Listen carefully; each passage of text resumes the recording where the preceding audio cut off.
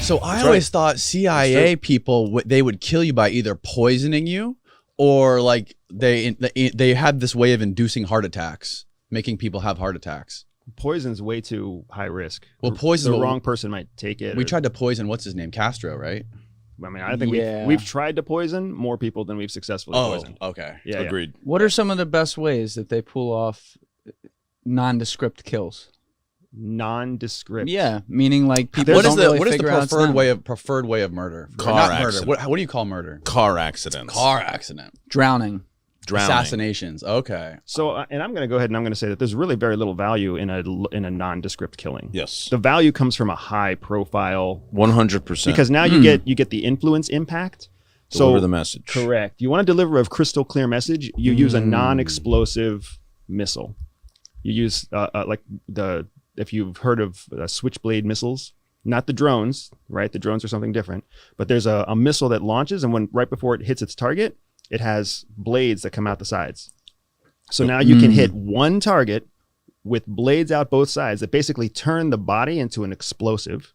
And then everybody else in the car is now covered in the guts and the brains and the body parts. That'll do. Because now you get the kill and you send a message. Yep. That's 100%. What's really that's how we handle it. You still think he's innocent as fuck?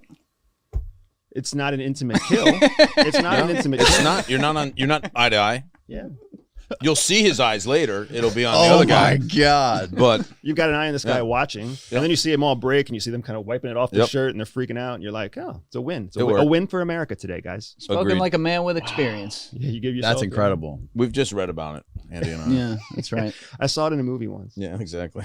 I don't know why I haven't seen that in a movie. That's such a badass thing. The only thing I can think of is it's too grotesque. Gory? Yeah. It's probably silent too, right? Or fairly silent. It's like a thud. Like the car still runs. It goes like through the windshield or through the side windows or through the back window.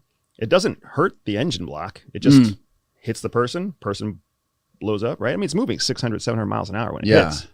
But it doesn't like break the car. It just puts a giant hole in the car and everybody else can get out and walk. What about some old school like car bombings? They still doing a lot of that? We don't do that kind of stuff. No. It's not. It's. I told you. The profile's too high risk, guys. You got it. When you think about what we do overseas, I mean, this guy's nodding his head. Like you've got a Senate to account for, a congressional staff, a congressional house you got to account for. You got the executive you have to account for. So everything is heavily bureaucratized.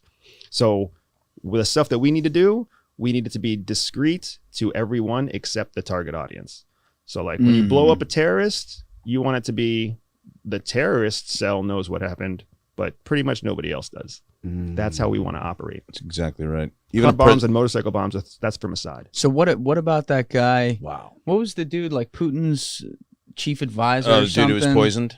No. I know what you're thinking of. I'm talking about a recent one though. Like Putin's chief advisor. The daughter's like a media member, and the guy got like blown up in his car a few months ago. Yeah. They were saying, I think the word was like, oh, Ukraine had to do that. So I guess that would make sense based on what you're saying. That wouldn't have been something we would have looked at. Right. That's MI6, CIA. Yeah, we're even SVR, right? They try to stay very discreet unless, even when they poison people, they do it discreetly. It just hits the headlines when somebody finds a poisoned body. I cut you off, Jim. I'm sorry. No. I was just thinking about another method, but it doesn't make sense in this context. I was thinking more of interrogation. Have you seen the videos of killing somebody?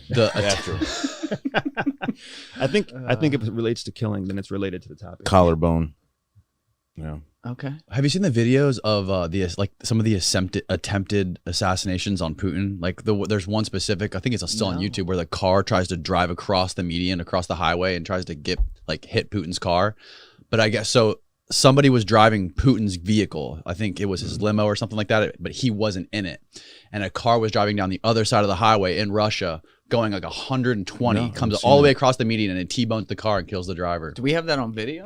Yeah, see if you can find that on YouTube. It's definitely on video. I've seen it on YouTube before. And Putin's like, no, get me. I'm not there.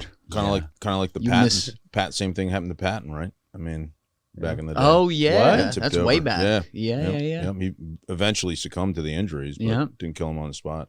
Oh my God. Did we ever find out who did that? No. No one found out who did that to Putin? No. Nope, never. Well, they said he survived, right? I mean, I think they said he survived for a while, and then they said he lived longer, like that he wasn't dead Because he's I mean, Patton. Yeah, exactly. You don't pitch invading China No, and then go out quietly in a car accident. Exactly right. Yeah, that's exactly right. That's right. George C. Scott played a nice role there too.